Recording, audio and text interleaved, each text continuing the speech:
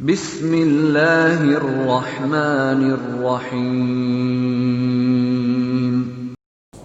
فقانیہ اول کے عزیز طلباء و طالبات، جیسا کہ آپ اچھی طرح واقف ہیں کہ آپ کے لیے بہار اسٹیٹ مدرسہ ایجوکیشن بورڈ پٹنہ کی جانب سے آن لائن کلاس کا اہتمام کیا گیا ہے۔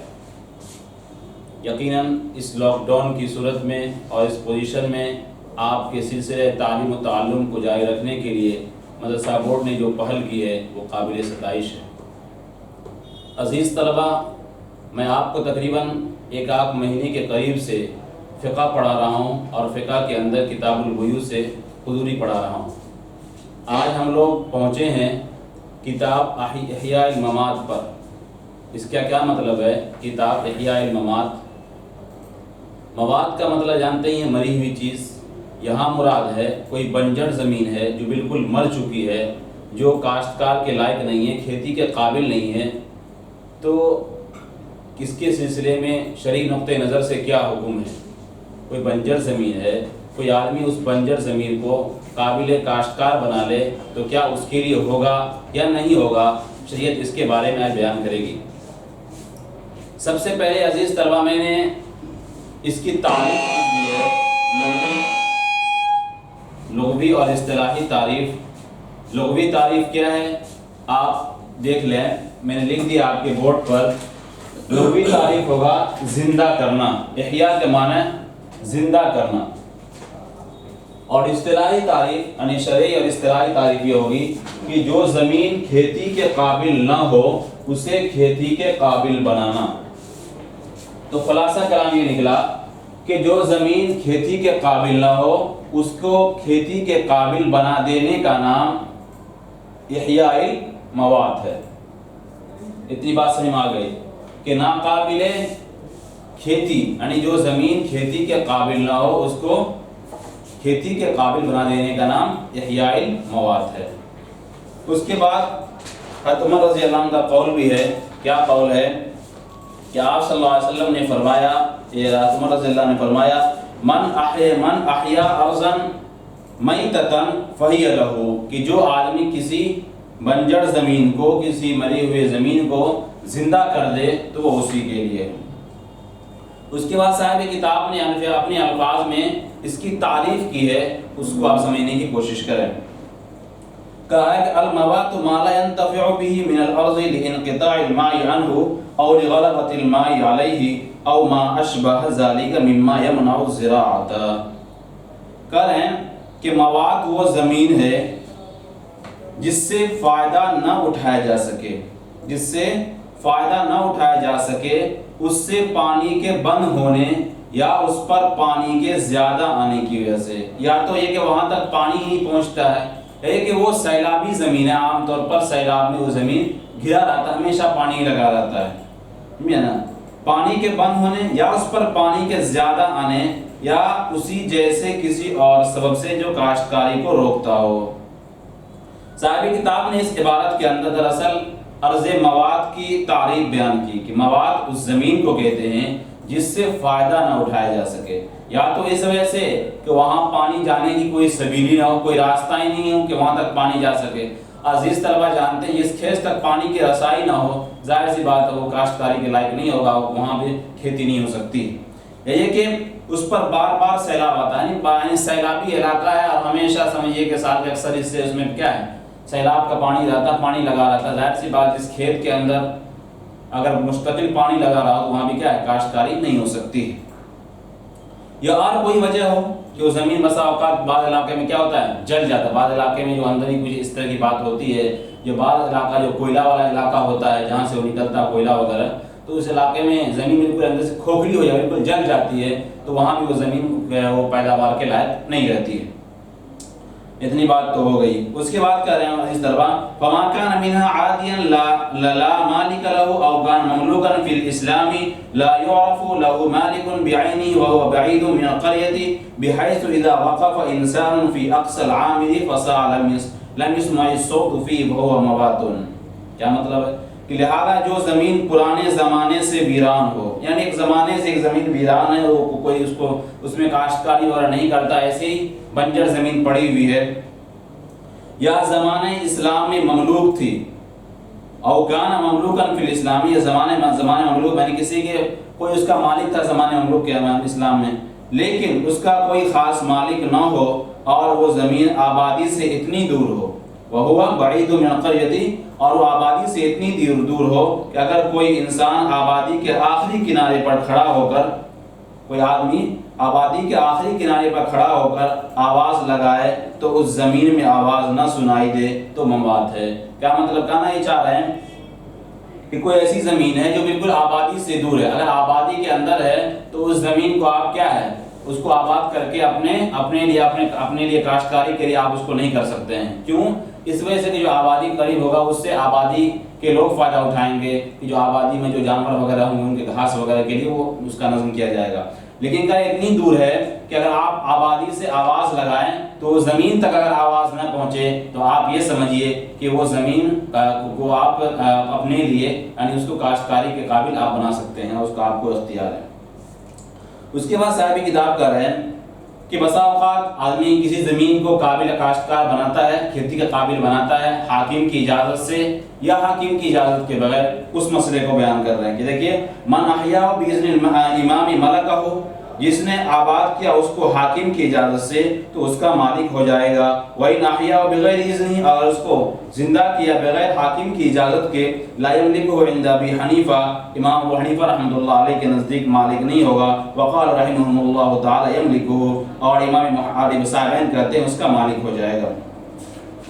مسئلہ یہاں پر یہ ہے کہ اگر کوئی آدمی ویران زمین کو حاکم کی اجازت سے کھیتی قابل بناتا ہے تو وہ شخص، تو اس سلسلے کے اندر مسئلہ یہ ہے کہ بالاتفاق وہ شخص اس زمین کا مالک ہو جائے گا۔ لیکن اگر حاکم کی اجازت کے بغیر بنایا تو اب مالک ہوگا یا نہیں مالک ہوگا، اس سلسلے میں دو قول ہیں۔ ایک امام صاحب یہ فرماتے ہیں اگر بادشاہ کی اجازت سے آباد کرے تو مالک ہوگا، لیکن اگر بادشاہ کی اجازت کے بغیر کیا ہے تو مالک نہیں بنے گا۔ یہ امام صاحب فرماتے ہیں، کہتے ہیں اس سلسلے میں کیا ہے، جھگڑے کا اندیشہ ہے، اس لیے اس سے بچنے کے لیے وہ مالک نہیں ہوگا۔ صاحبین کہتے نہیں، بغیر امام کی اجازت کے بھی اگر کوئی مردہ زمین کو آباد کر لیا تب بھی مالک ہو جائے گا، اور یہی ائمہ ثلاثہ کا قول بھی ہے۔ اس کے بعد صاحب کتاب کہہ رہے ہیں کوئی ذمی آدمی اگر وہ کسی بنجر زمین کو جو ناقابل کاشتکار ہے اس زمین کو اگر آباد کر لے تو کیا وہ مالک ہوگا یا نہیں ہوگا؟ تو ظاہر سی بات جانتے ہیں عزیز طلبہ کہ جو اس طرح کے مسلمان کے ساتھ برتاؤ کیا جاتا ہے، جو اس طرح معاملات، ذمی کسے کہتے ہیں میں بتا دیں عزیز طلبہ، ذمی اسے کہتے ہیں دارالاسلام میں ٹیکس دے کر رہتا ہو اور وہ اس کے لیے مکمل سہولت ہوگی، یعنی جس طرح ایک مسلمان اسے معمول محفوظ ہوگا اسی طرح ذمی بھی معمول محفوظ ہوگا۔ تو کیا دارالاسلام کے اندر ذمی بنجر زمین کو آباد کر لے یا کاشتکار کے قابل بنا دے تو کیا وہ کاشتکار کے قابل بنانے کی وجہ سے اس ذمی کا وہ ذمی کے لیے وہ زمین ہو جائے گا؟ صاحب کتاب کر رہے ہیں ہو جائے گا۔ کریں وَيَمْلِكُهُ الذِّمِّيُّ بِالْإِحْيَاءِ كَمَا يَمْلِكُهُ الْمُسْلِمُ، اور مالک ہو جائے گا ذمی آباد کرنے سے جیسے مسلمان مالک ہو جاتا ہے، جس طرح ایک مسلمان شخص مردہ زمین کو اگر آباد کر لے تو اس کا مالک ہو جاتا ہے، اسی طرح اگر کوئی ذمی کسی مردہ زمین کو آباد کر لے تو وہ بھی اس کا مالک ہو جائے گا۔ اس کے بعد صاحب کتاب کر رہے ہیں کہ من حجر ارضا ولم يعمرها 3 سنين اخذها الامام منه ودفع الى غيره، یعنی بسا اوقات آدمی یہ ہوتا ہے کہ کوئی آدمی کسی بنجر زمین کو آباد کرنا ہو تو وہاں کو اس کا باؤنڈری کر دیتا ہے یا اپنے نشانات لگا دیتا ہے، پتھر گاڑ دیتا ہے، بھائی یہاں سے یہاں تک میری زمین ہے۔ اس کے بعد صاحب کتاب کریں کہ آدمی نے نشان لگا دیے کہ یہاں تک میری زمین ہے، میں اس کو کاشتکار کے قابل بناؤں گا، لیکن بنانے کو تو کہا لیکن وہ بنایا ہی نہیں، 3 سال تک ایسے ہی بیٹھا رہا، 3 سال تک ایسے ہی بیٹھا رہا، اس کو کیا نہیں۔ تو کہہ رہے ہیں کہ امام یعنی جو حاکم ہوگا وہ اس زمین کو اس سے لے لے گا اور کسی دوسرے کو دے دے گا تاکہ اس کو کاشتکار کے قابل بنائے۔ دیکھیے ومن حجر ارضا ولم يعمرها 3 سنين، کریں کسی نے زمین میں پتھر کا نشان لگایا، وہی پتھر کا نشان لگا دیا، ایک اس کو کہیے کہ اپنے الفاظ میں باؤنڈری وغیرہ کر دیا اور نہیں آباد کیا اس کو 3 سال تک، تو کہہ رہے ہیں اخذها الامام منه، تو لے لے گا امام اس زمین کو اس سے، ودفع الیہ غیرہ، اور اس سے دوسرے کو دے دے گا تاکہ وہ اس کو کیا کاشتکار کے قابل بنا دے۔ اس کے بعد کہہ رہے ہیں ولا يجوز احیاء ما قرب من العامل ويترك المرعى لاهل القريه ومطرحا لحصادهم. اس طرح میں نے بتلایا کہ کاشتکار کی زمین جو برجن زمین ایسے پڑی ہوئی ہے اس زمین کو کاشتکار قابل بنانا ایسی زمین ہوگی جو آبادی سے کچھ دوری پر ہو. آبادی سے متصل زمین کو کاشتکار قابل بنانا درست نہیں ہے. اسی کے بارے میں بتلا رہے ہیں کہ لا يجوز اور جائز نہیں ہے آباد کرنا اس زمین کا جو آبادی سے قریب ہو وہ بلکہ چھوڑ دی جائے. وہ طرح کو مرعا آپ کریں کہ زمین کو چھوڑ دی, کیوں چھوڑی جائے گی, کر رہے ہیں کہ بلکہ اس زمین کو چھوڑ دی جائے گی گاؤں والوں کے جانوروں کے چرنے کے لیے. یعنی گاؤں والوں کے جو جانور وغیرہ ہوں گے وہ چریں گے کہاں؟ اگر آپ اس کو آباد کر لیں تو آپ کے لیے ہو گیا, آپ تو چرنے نہیں دیں گے لوگوں کے جانوروں کو. لہذا جو آبادی سے متصل زمین ہوگی, بنجر زمین جو ایسے ہی پڑی ہوگی, اس کا کوئی مالک نہیں ہوگا, اس کو کوئی آدمی آباد نہیں کر سکتا ہے بلکہ وہ جانور وغیرہ کو چرنے کے لیے چھوڑ دیا جائے گا.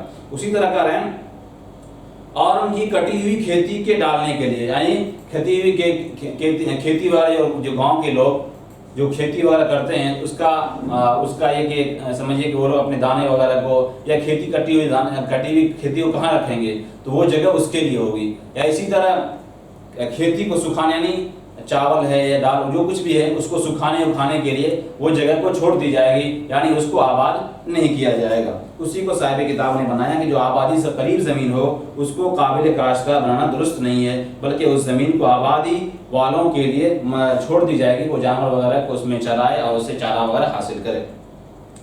اس کے بعد کریں کہ من حفر بئرا فی بریۃ فلہ حریمها, کہ جو کنواں کھودے جنگل میں تو اس کے لیے اس کا حریم ہے. یعنی جو کنویں کھودے کسی جنگل وغیرہ کے اندر تو اس کا حریم اس کے لیے ہوگا. کیا مطلب ہے حریم کسے کہتے ہیں؟ دیکھیے حریم کہتے ہیں کہ ایک دائرہ ہوتا ہے. حریم کیا؟ کنویں کے چاروں طرف جو جگہ چھوڑی جاتی ہے اس میں کوئی دوسرا کنواں نہ کھودے, اس کنویں کا حریم کہا جاتا ہے. اس لیے ہوتا ہے کہ تاکہ پہلے کنویں کے قریب کوئی کنواں کھودے تو اس کا پانی دوسرے میں نہ چلا جائے اور پہلا کنواں سوکھ جائے اور دوسرا کنواں کیا ہے آباد ہو جائے. اس لیے کہا گیا کہ ایک دائرہ ہوتی ہے, ایک نشانات ہوتے ہیں کہ اتنا دور تک دوسرا کنواں کو نہیں کھودنا. اگلے عبارت میں صاحب کتاب نے حریم کی مقدار کو بیان کیا ہے کہ وہ حریم کی مقدار کہانی دوسرا کنواں کہاں تک نہیں کھودنا ہے, اس کو بارے میں بتلا رہے ہیں. وَإِنْ كَانَتْ لِلْعَطَنِ فَحَرِيمُهَا 40 ذِرَاعًا, اور اگر وہ کنواں پانی پلانے کے لیے ہو تو اس کا حریم 40 ہاتھ ہے. وَإِنْ كَانَتْ لِلنَّازِحِ فَحَرِيمُهَا 60 ذِرَاعًا, اور اگر کھیت سینچنے کے لیے ہو تو اس کا حریم 60 ہاتھ ہے. وَإِنْ كَانَتْ عَيْنًا فَحَرِيمُهَا 500 ذِرَاعٍ, اور اگر چشمہ ہو تو اس کا حریم 500 ہاتھ ہے. فَمَنْ كَانَ أَنْ يَحْفِرَ بِئْرًا فِي حَرِيمِهَا مُنِعَ مِنْهُ, بس جو شخص کنواں کھودنا چاہے اس کے حریم میں تو اس کو اس سے روکا جائے گا. کیا مطلب یہ ہے اگر کنواں جانور مثلا اونٹ یا بکری کو پلانے کے لیے ہے تو اس کا حریم جو ہے صحیح قول کے مطابق ہر جانب سے کیا ہے 40 گز. 40 گز کے دائرے میں کوئی دوسرا کنواں نہیں کھودا جائے گا. اور اگر یہ کنواں کھیتوں کو سینچنے کے لیے, کھیتوں کو پٹانے کے لیے کہیے تو اس کا حریم جو ہے صحیح قول کے مطابق 60 گز ہے. اس کے بعد کہا کہ اگر چشمہ ہے تو بے اتفاق اس کا حریم اصح قول کے مطابق 500 گز. کیوں؟ اس وجہ سے کہ چشمہ کا پانی پھیلتا ہے, اس لیے یہ بات کہی. اس کے بعد صاحب کتاب نے فرماتے ہیں کہ جو شخص کسی کے حریم میں کنواں کھودنا چاہے تو اس کو روکا جائے. کیوں؟ اس وجہ سے کہ ممکن ہے کہ حریم کے اندر کنواں کھودنے کی وجہ سے دوسرے کنویں کی گندگی پہلے کنویں میں نہ پہنچ جائے, یہ کہ پہلے کنویں کا پانی دوسرے کنویں میں نہ پہنچ جائے جس کی وجہ سے پہلے کنویں والے کو نقصان ہوگا. اس لیے صاحب کتاب نے کہا کہ شریعت کی نظر میں کہ ایسا آدمی یعنی حریم کے اندر دوسرے کنویں کو نہیں کھودا جائے گا. عزیز طلبہ, میں نے ابھی آپ کے سامنے کتاب احیاء المواد کے تعلق سے چند مسئلے کو بیان کیا صاحب قدوری کے حوالے سے. اگر آپ کو اس مسائل کے سمجھنے میں کہیں پر کوئی دقت, پریشانی یا دشواری ہو تو آپ اسے کامنٹ باکس میں ضرور نقل کریں. انشاءاللہ آپ کے اس اعتراض کا تشفی بخش جواب دیا جائے گا.